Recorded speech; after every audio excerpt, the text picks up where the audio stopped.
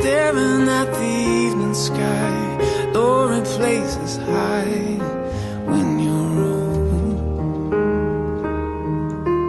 As long as you're around, I'll follow you. You won't ever be alone. As long as you're around, I'll follow you, and I will be wherever you go.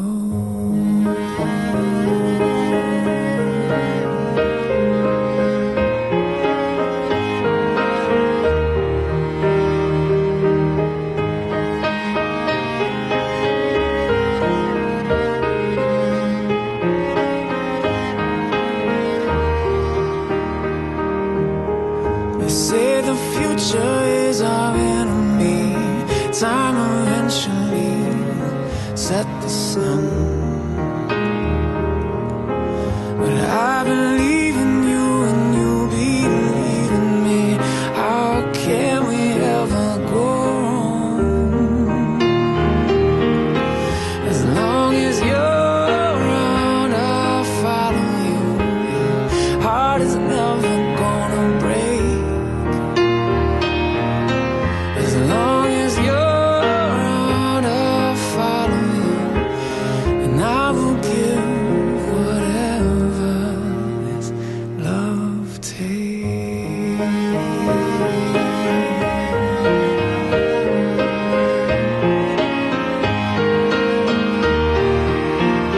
So be patient, baby. Hold me close. I hope you understand. You're beautiful, and I'm just a man.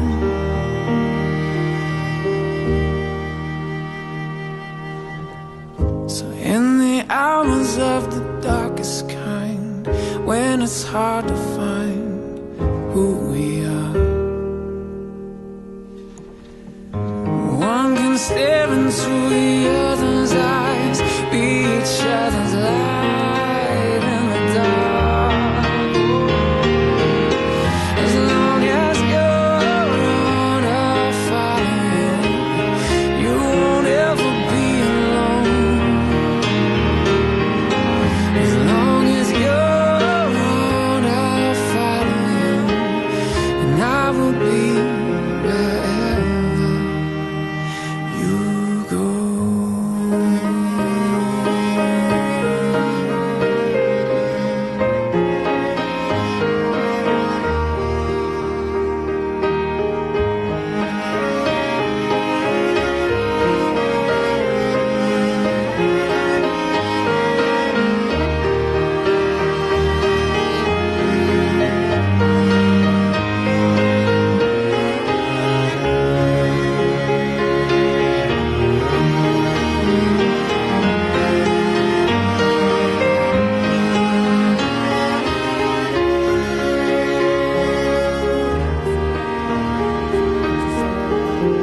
Leave me lost in a far-off land.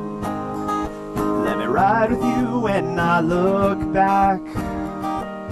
Live the lives that we almost had. If I wander till I die, I can't leave this love behind.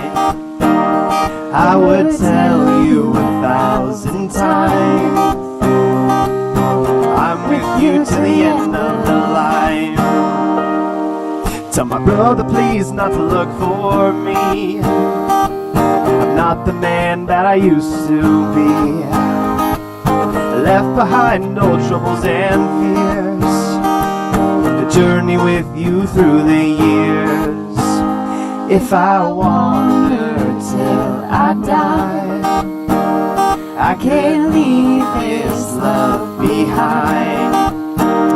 I would tell you 1,000 times I'm with you to the end of the line. The longer I'd run and the less that I'd find, selling my soul for a nickel and dime, breaking my heart to keep singing these rhymes and losing again. The longer I'd run and the less that I'd find. Selling my soul for a nickel and dime. Found each other in the nick of time. A journey began.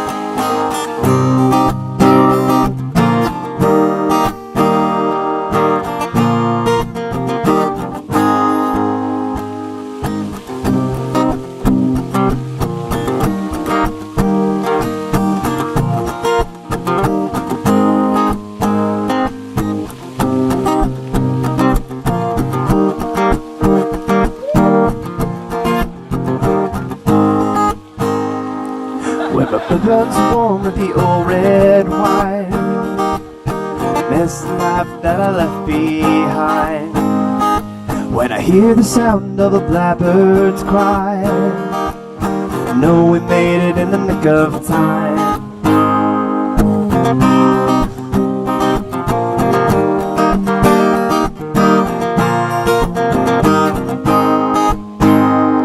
Well, the sword of mourn's gonna turn to sand. Leave me lost in a far-off land. Let me ride with you when I look back. Leave the lives that we almost had. If I wander till I die, I can't leave this love behind. I would tell you 1,000 times I'm with you to the end of the line. Tell my brother please not to look for me. I'm not the man that I used to be. Left behind no troubles and fears. The journey with you through the years. If I wander till I die, I can't leave this love behind. I would tell you 1,000 times I'm with you till the end of the line. The longer I run and the less that I find. Selling my soul for a nickel and dime. Breaking my heart to keep singing these rhymes. Losing again. The longer I run and the less that I find. Selling my soul for a nickel and dime. Found each other in the nick of time. A journey began.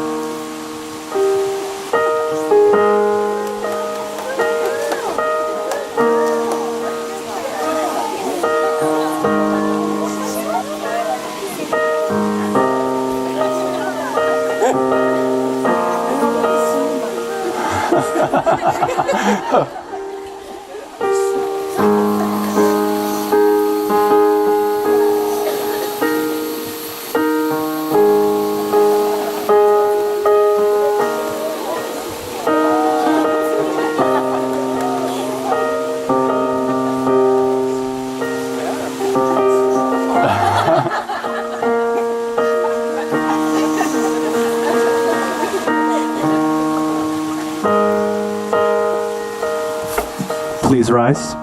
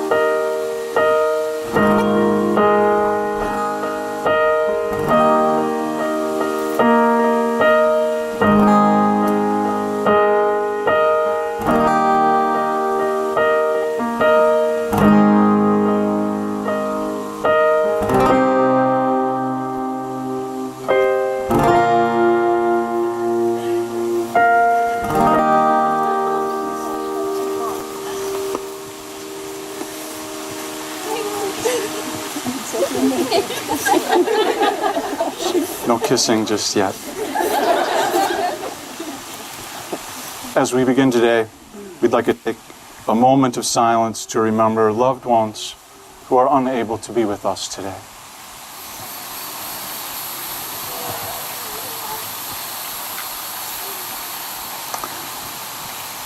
Father, in the name of Jesus, we are so deeply aware of how deeply these two are on your heart and how you have been planning this day to be among us.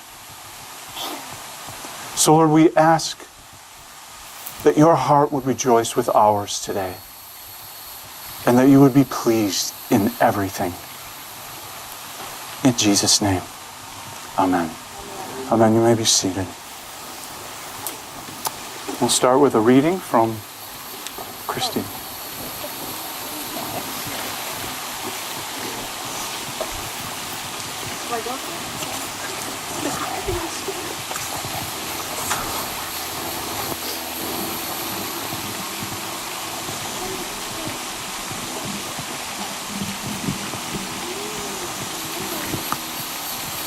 Love is not eternal breathlessness. It is not excitement. It is not the promulgation of eternal passion. That is just being in love. Love itself is what is left over when being in love has burned away. And this is both an art and a fortunate accident.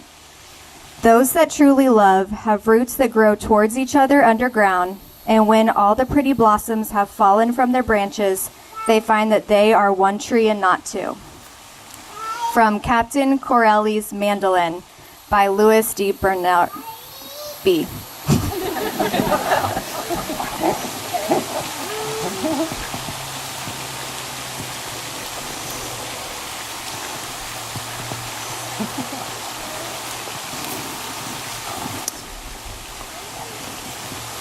You have to look at me now. Okay, good. Dearly beloved, we are at long last gathered together. There's so much uncertainty, division, and animosity in our world, so it's a pleasure to begin a talk with the familiar words, dearly beloved, we are gathered together. I know that traditionally those words are addressed to the entire congregation assembled to witness a wedding, but today I can't help but say them especially and specifically to the two of you. Dearly beloved, I sense strongly that these words form the foundation of who you have been throughout your lives, how you've grown together, why you are standing in this place, and who you will be forever. Dearly beloved. I speak for all this company, and especially for your families and dearest friends, when I say that we are gathered here not simply at your invitation to bear witness to your love for one another, but also to join our hands with yours, to add our abiding love to yours. To soak the new covenant you make today in the steadfast and never-ending love of the covenant bonds you have always known and will always know, represented by all of us here with you today. And you are here today because you will always love each other. And we are here today because we have always loved and will always love you. In Matthew's case, at least, I can say that hasn't always been easy. I'd like to tell a story that suggests a hardwired, troublesome instinct in the bloodline toward cutthroat competition. I have no fear of telling this story in Shannon's presence for reasons that, if not already obvious, will become clear soon enough. The setting of my story is idyllic, a midsummer afternoon, a midwestern lake, calm and clear, and 3 families, lifelong friends across the generations, sharing a rustic cabin, enjoying one another's company and the lazy, humid relaxation. The other moms and dads were inside, and nearly all the kids were outside with me, standing and swimming in the lake. You know where this is going, don't you? We were laughing and chatting. Only Matthew, then a teenager, was still inside the cabin. One of the kids climbed onto the shore and tossed a large blue beach ball into the water, and we all started to bat it back and forth, volleyball style. Our circle enlarged happily to make room for everyone, and everyone was equally included in the bumping and the setting. I could feel the Flaherty girls getting nervous because there we were playing what might have been a game, but no one was keeping score. So I announced the rules of the contest. We would keep score after all. All together, we would count out loud how many times we, as a team, as a group, as united representatives of 3 loving families, could hit the ball to one another without letting it touch the water. I wish I could replay that game. There was so much laughter and cooperation, so much praise for one another's valiant efforts, such determination to succeed together. I remember counting to an impossibly high number, something in the 40s. Everyone rejoiced. Everyone was smiling. I personally had never been so happy in all my life. And then Matthew trotted out onto the pier. Drawn perhaps by the semblance of a game in the water, he jumped in and joined the happy circle. Anne explained the rules to him. Then she explained the rules to him again. After playing 1 round, counting up to almost 30, Matthew frowned at me and said, "Something needs to happen to the person who lets the ball touch the water." Then, turning to the circle that comprised his dearest friends on earth, he decreed, "The person who lets it drop gets dunked." And suddenly our peaceful collaborative game, which I had secretly been calling "Let Us Savor the Collective Joy," had a new name. Matthew christened it Penalty Bounce. And from then on, whenever the ball touched the water, there ensued such fearful shrieks, gurgles, accusations, and near drownings as I have only ever experienced one with Matthew. No one noticed when I got out of the water because they were all so busy screaming at one another, fleeing from each other. As I entered the cabin, I heard a voice behind me bawling, "Matt, stop, I'm bleeding." Sounds apocryphal. Truer words were never spoken. I can tell nothing like so long or detailed a story on Shannon, but I will say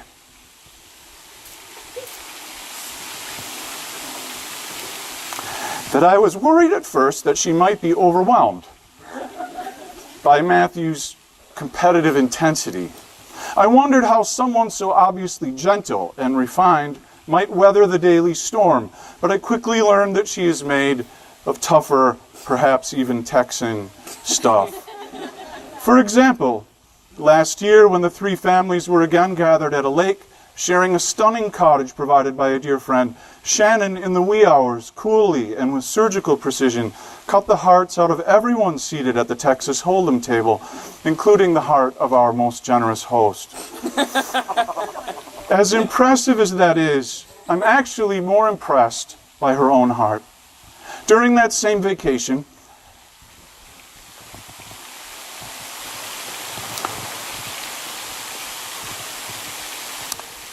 Shannon and I were sitting together on a warm afternoon, dangling our feet in the swimming pool.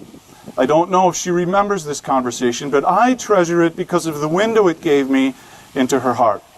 We were alone for some reason. We began to speak of people who were dear to us. And suddenly she was gently crying, her tears dropping into the water at our feet as she shared the story of a friend in pain. It was clear to me that she was not just sharing that friend's story with me, she herself was sharing in that friend's grief and uncertainty from hundreds of miles away. Through her words and her tears, I could sense her heart beating painfully with the heart of a dear friend. Then, turning our conversation with a wry smile and a quiet laugh, she revealed to me how much she enjoys spoiling other people's children, playing auntie. And the longer she talked, the more I saw her willingness to share in other people's grief and joy, the openness and generosity of her heart. Perhaps it is the vast tenderness of both these hearts, here becoming one, that awes me so. Speaking of awe, one final story about Matthew's heart may help me to express what I see and sense in this beautiful union. On yet another vacation, this one in South Dakota, at the end of a long day of fun, Matthew and I found ourselves standing together under the deep night sky, gazing at the stunning spectacle of the northern lights. You might know that Matthew and I are both fond of words, professors of English, constitutionally as well as vocationally. But we were mostly silent, especially as we witnessed something that burned its way into our mutual and collective memory.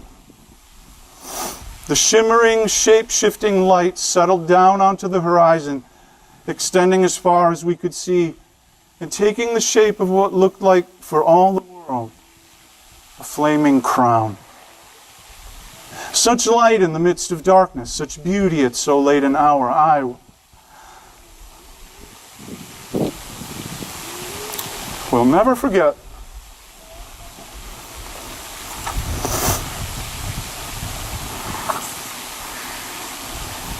and what I will always remember most is that Matthew and I shared that moment together, a sight that bypassed our uncontrollably active minds and mastered our facility with words. For me, this is a memory of shared, silent awe. I feel the same just now. That sense that I'm witnessing something much more important and more beautiful than is customary. That we are here, all of us together, gazing at something that we understand on a certain level, and that we can perhaps even explain on a certain level. We who know both of them are not surprised that they love one another. And yet we are also in the presence of mystery, the incomprehensible, the inexplicable. Two people who have been loved so deeply and for so long are becoming one, settling down in beauty, conjoining the overflowing love they have each received and treasured all their lives. These loves and these loved ones unite in part to be a light in the darkness, to add to all our wonder, and to enrich the lives of many. Both of you are deeply aware that the gift of generous love that you have received all of your lives is accompanied by the responsibility to give even more. And today you receive the even greater gift of someone to give to, someone to give with every day. I charge you who have received so much to give. Give to one another. Love and serve one another generously, lavishly. When winds blow and rains fall, when floods come as they are bound to do, then hold one another up in the rising water. No dunking. When you encounter grief, your own and others, cling to one another so closely that your tears will mingle together in a pool at your feet. Give one another the gift of shared and joyful sacrifice. of unfailing and tender honesty, of nothing ever hidden. Give to your family, to your friends. Give to the needy, to the broken. Give to the child, to the lost one, to the hungry. I have rarely known two people who have received so much. Two who are so well positioned and so deeply disposed to give as one. I cannot wait to see the full expression of light and love in this union, just now beginning to take shape and settle on the horizon, to be shared in, to be delighted in by all who have eyes to see. Anne Flaherty.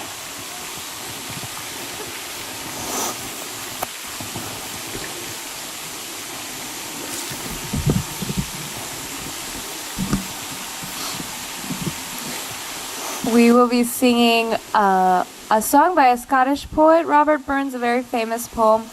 The text of it is in the Daily Flaherty if you have it, and some of our reflections on it.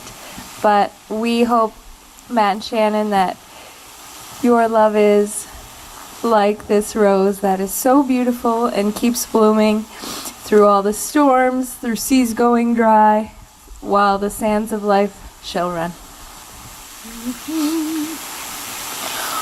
Oh, my love's like a red, red rose that's newly sprung in June. Oh, my love's like a red, red rose that's newly sprung in June. Oh, my love's like a melody that's sweetly played in tune.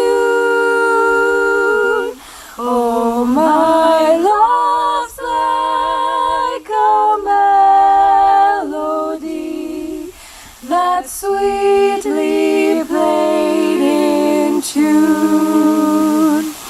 As fair art thou, my bonny lass, so deep in love am I, and I will love thee still, my dear, till all the seas gang dry, till all the seas gang dry, my dear, and the rocks melt with the sun, and I will love thee still, my dear, while the sands of life shall run, and fare thee will my only love, and fare thee will awhile, and I will come again, my love, though it were 10,000, though it were 10,000, though it were 10,000 miles.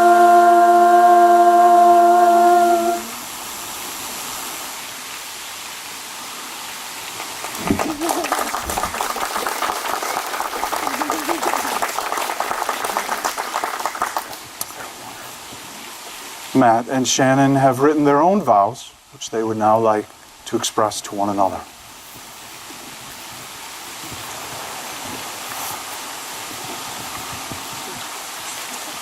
Easy way? Yeah. Okay.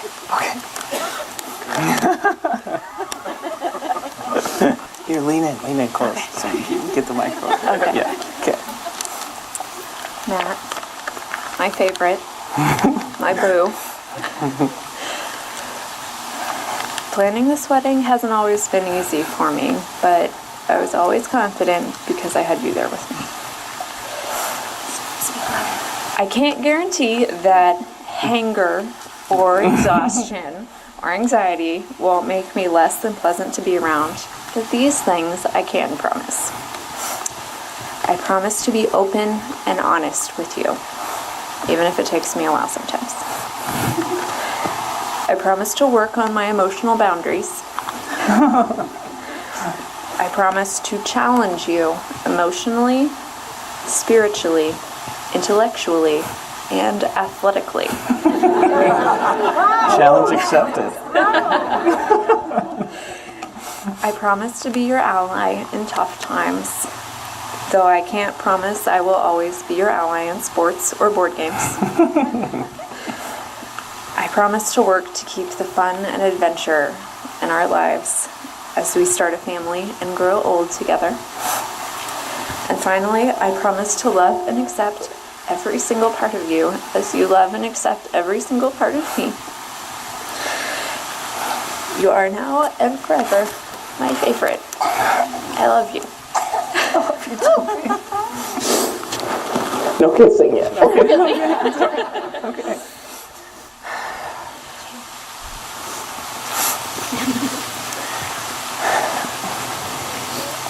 Shannon, meeting you was the best thing that's ever happened to me. It was easy from the beginning. We just clicked. I remember our third date when a taxi driver picked me up afterwards, and I couldn't stop smiling. And I hadn't said a word yet to this woman, and she was like, "So who is she?"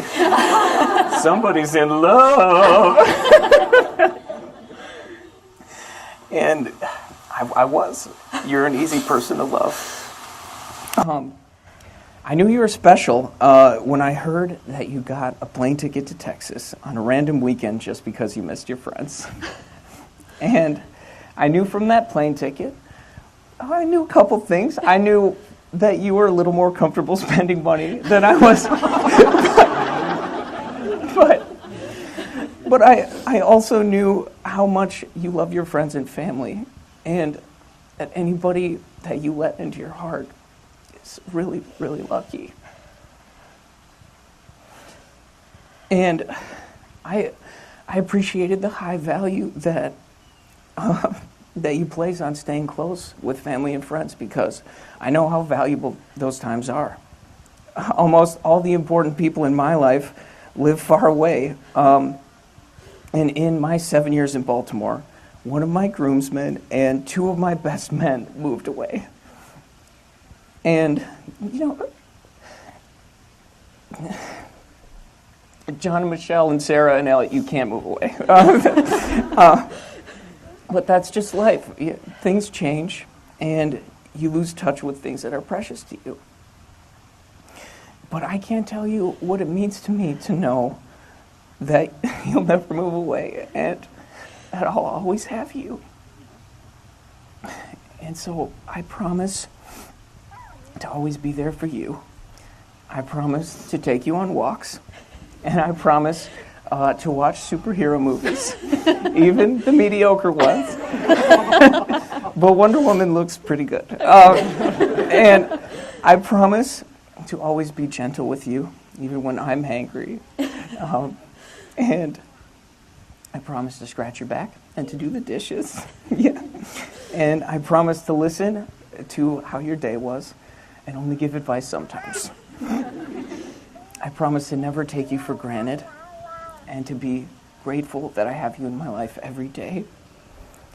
I promise to always choose love. And I even promise one day to very seriously consider getting a dog. One day. No. Shannon, you are precious to me. I'm a better person because I've met you, and I can't wait to spend the rest of my life with you. I love you. Matt and Shannon, you have both chosen to wear rings as a reminder of your promises to each other. These rings symbolize your commitment to take care of each other, to stand up for one another, and to fight for the relationship when times are hard. Matt's cousin Michael will now perform a song that Matt and Shannon have selected to express these commitments. You're like, he's not the ring bearer. No. You good? Can you hold my hand?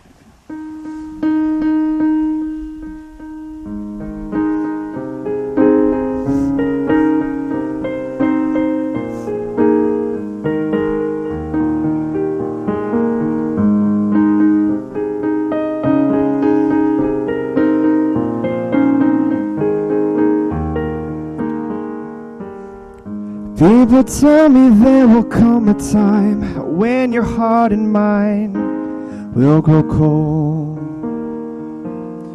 No more staring at the evening sky, lower places high when you're old. As long as you're around, I'll follow you. You won't ever be alone. As long as you're around, I'll follow you, and I will be wherever you go.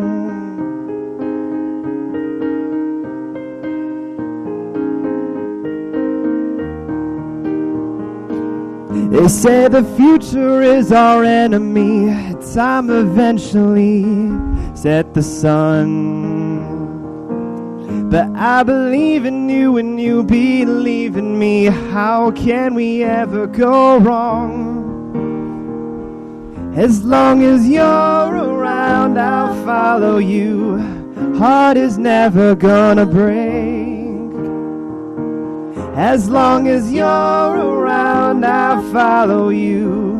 And I will give whatever love takes.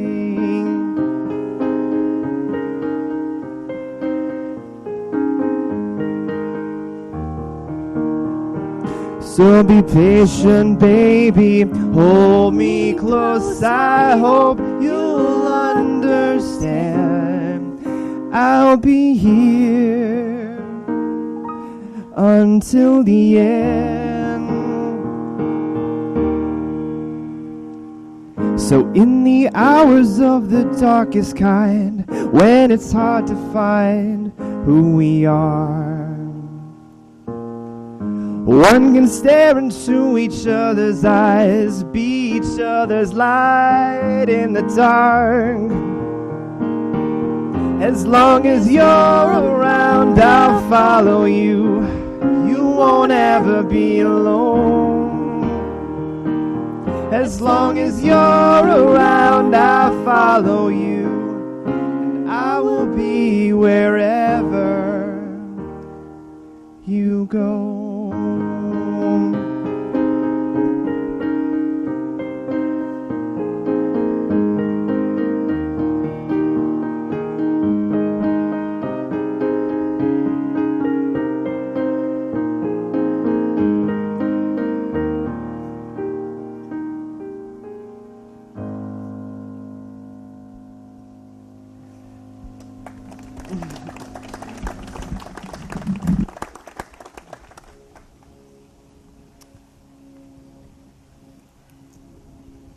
Matt, do you have the ring? Not yet.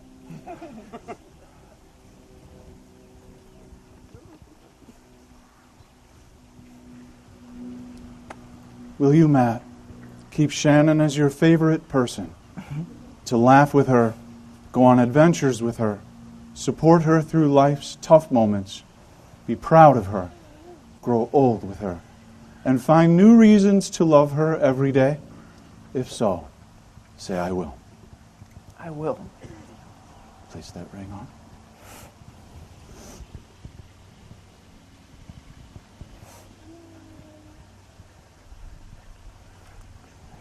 And is there another ring? Yeah, good. Thank you. Will you, Shannon, keep Matt as your favorite person, to laugh with him, go on adventures with him, support him through life's tough moments, be proud of him, grow old with him, and find new reasons to love him every day? If so, say, oh yeah. I will. Thank you.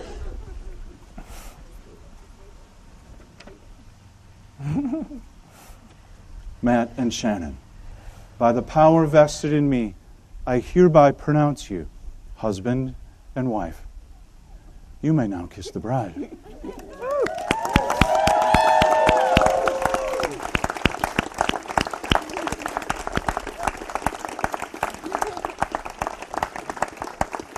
Family and friends, I present to you for the very first time Mr. and Mrs. Matt and Shannon Flaherty.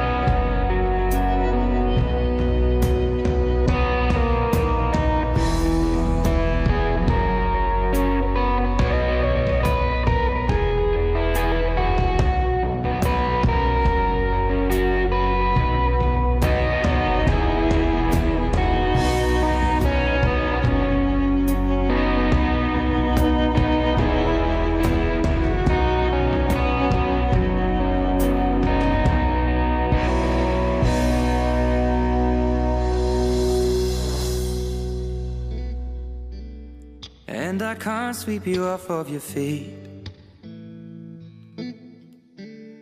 Will your mouth still remember the taste of my love? Will your eyes still smile from your cheeks? Darling, I will be loving you till we're 70. And baby, my heart could still fall as hard at 23. And I'm thinking about how people fall in love in mysterious ways. Maybe just the touch of a hand. Well, me, I fall in love with you every single day. And I just wanna tell you I am. So honey, now take me into your loving arms. Kiss me under the light of 1,000 stars. Place your head on my beating heart. I'm thinking out loud, maybe we found love right where we are. When my hair's all but gone and my memory fades, and the crowd. Did you and Matt first meet? Matt and I first met on OkCupid.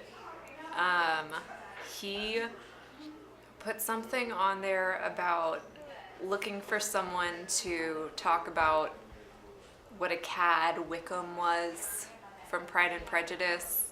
Oh, or something. yeah.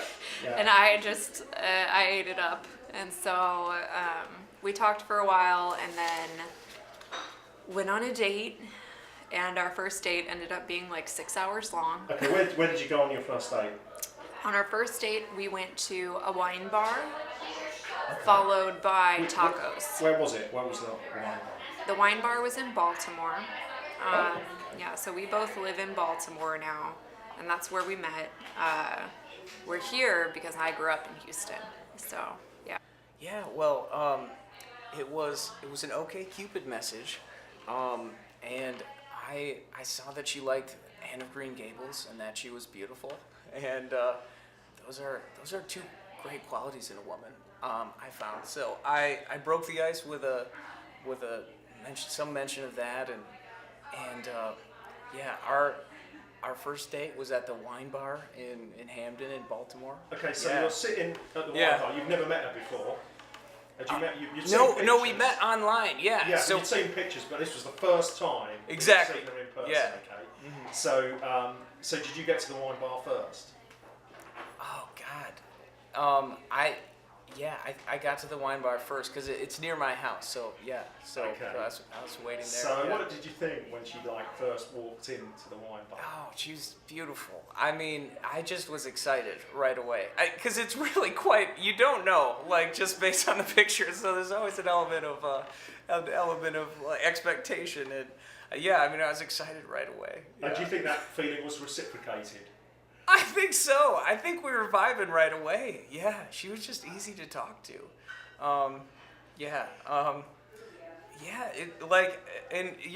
We hadn't met each other, so there are little stops and starts, but we just kind of liked each other right away. Yeah, it was just fun. Okay, so how did the first date end? Did you kiss as you parted? Yeah. So we had a couple drinks and I had it all schemed out because there's a taco place right next door. So we went to a taco place right across the street and got a taco and yeah, we were just talking and it was really fun and I kissed her as well. Yeah, for sure. Yeah, we had it. So she didn't give you the cheek then? No, she didn't. Yeah. No, it was exciting. We'd had a couple drinks. It was really good. 5%. That was the name of the wine bar. Had you been there before? I'd been there once before. I think. Yeah, I'm pretty sure I had. Whose idea was it to go there? It was his. It was his idea to go to the wine bar, and little did he know he had found the way to my heart through wine. So.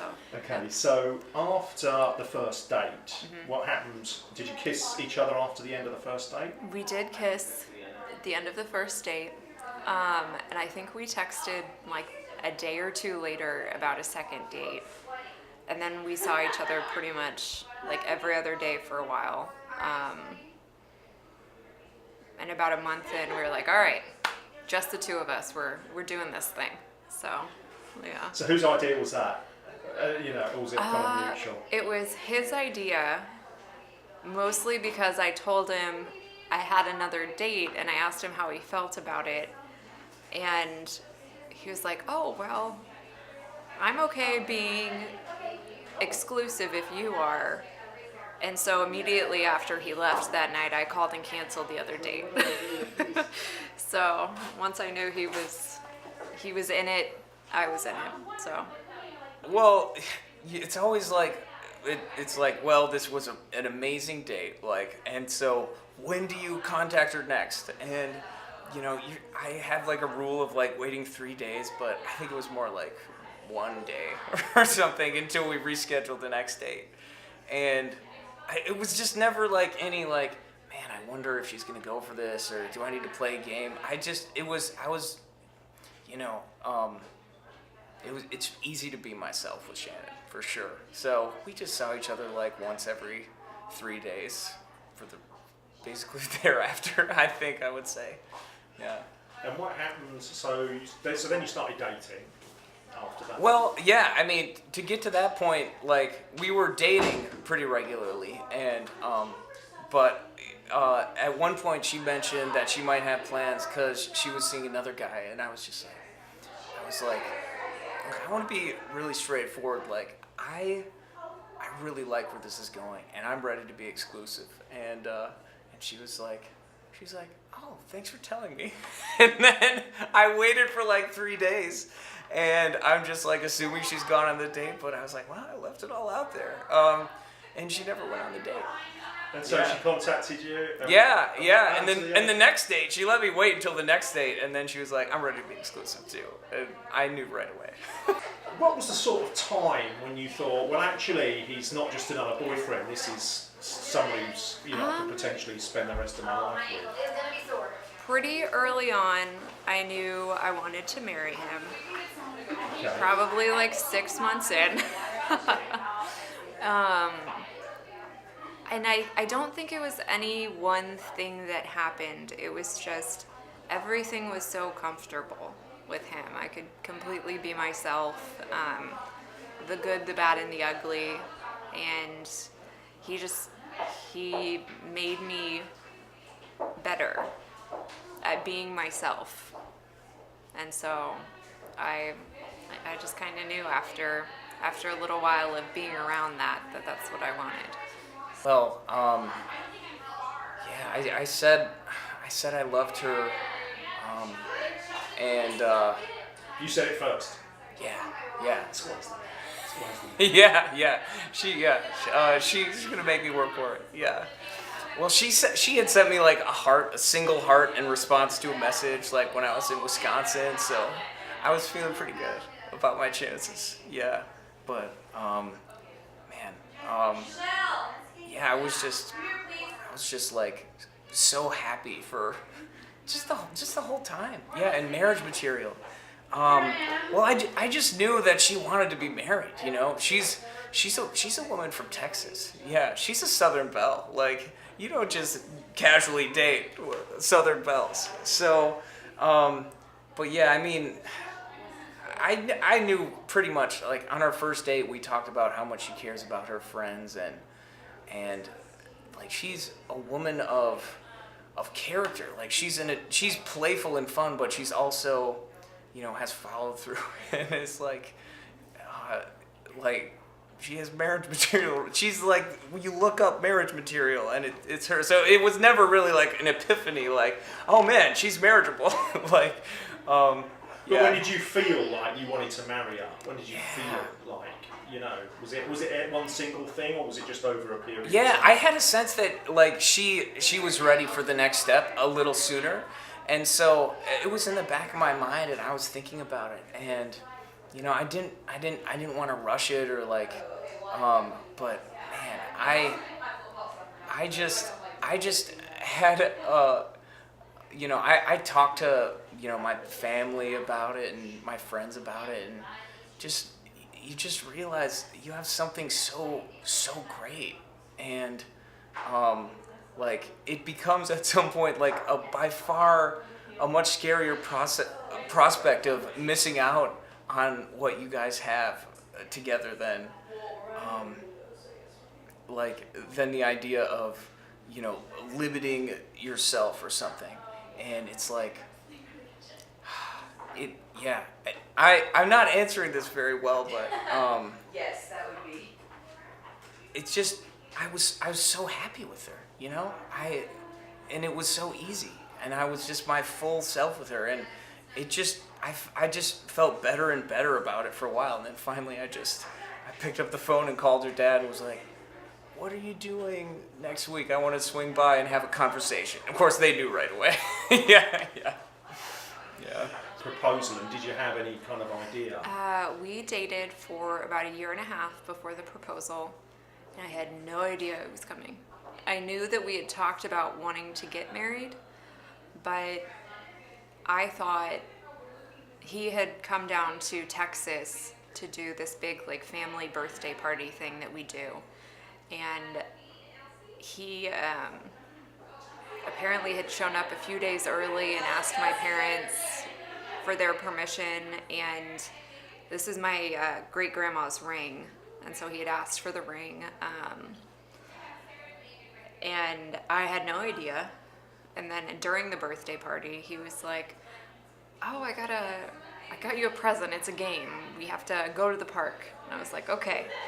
And so we get up and leave, and I'm like, "Well, is everybody else coming? How many people can play this game?" And I just like was completely oblivious until we're halfway to the park, and we're holding hands, and my hand brushes his pocket, and there's this giant ring box in it. And I was like, it could be earrings. Gotta calm down. And then we got there, and he sat me on this bench and got down on one knee, and I barely remember anything he said because I was just like immediately sobbing. He asked me to marry him, and somehow I got down on one knee too. And I said yes, and then we went home and celebrated. So yeah. Was there anyone else around? Or? Yeah, my whole family was there pretty much. And when we got back, they had champagne because they all knew what was happening. And it was just a really great night. Yeah. Yeah. Fantastic. Okay, so how did you propose?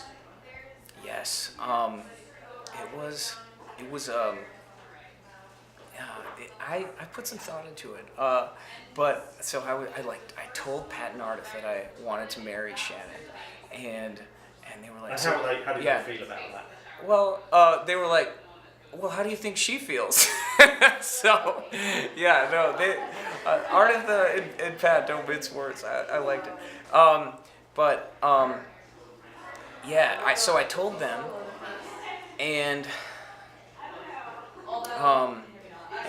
Ardith was like, so when are you planning to do it? And I was like, well, there's a vineyard trip with my friends coming up, and she was like, oh, honey, that's not soon enough. Like, you got her family here, it's her birthday this weekend, this would be a perfect weekend to do it. And I was like, well, maybe it would be, like, and, why not? So I had the ring picked out, and I had to think of an excuse to get her to the park. So I went and set up these flowers at a park, and her family's all around the dinner table. So I'm trying to get some excuse. They all know what's going on. They have no idea, and I have no idea. Okay. No, I did tell them. I did tell them. So they were in on it. Yeah.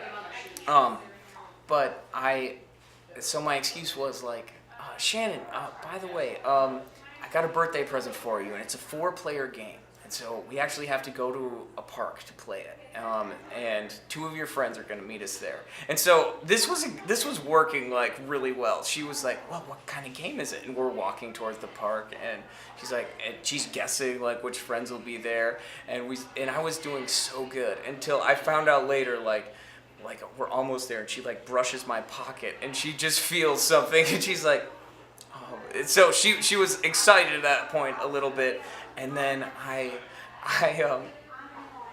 asked her to sit down, and she saw the flower, so she knew at this point, and so I just told her all the things I love about her and why she's made me so happy, and asked her to marry me, and she was crying right away as soon as I started talking, and so I was down on one knee, and she was sitting, and then so at the end she decided to join me in being down on one knee. So there we were, both down on one knee, and she said yes, and we kissed, and it was wonderful, and and then we hear like a clap, like, and we look over, and there's these 2 people playing tennis, and they were like, that was so beautiful, guys, like, do you want us to take a picture of you? And we're like, kind of. Like, no, but they took a photo of us, and it was actually really nice. They were friends with Shannon's parents, so.